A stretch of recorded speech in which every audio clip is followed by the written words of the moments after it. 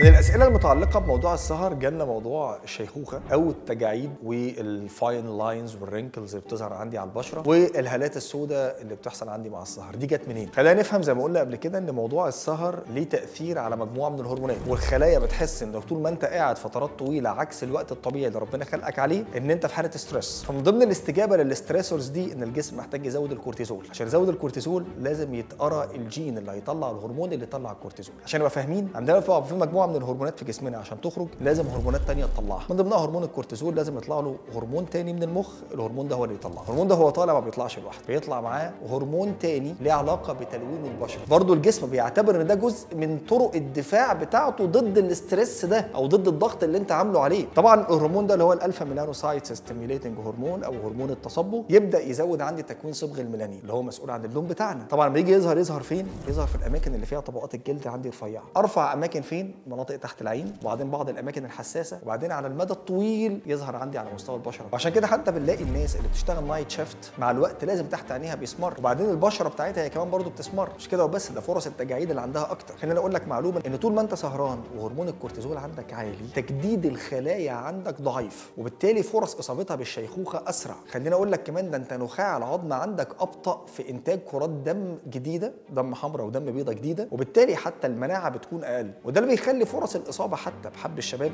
غير طبعا التاثير على هرمون التستوستيرون. انا بتكلم حتى على التئام بعض الجروح والحبوب اللي بتظهر مع حب الشباب بتكون اقل. ولهذا احنا بنأكد دايما على ضروره النوم المظبوط في الميعاد المظبوط عشان احمي جسمي من مشاكل تانية كتير، زي ما شفنا التجاعيد، زي ما شفنا مشاكل عندي في المناعه، زي ما شفنا برضو مشاكل عندي موجوده في لون البشره بتاعتي. افتكر دايما ان صحتك اهم.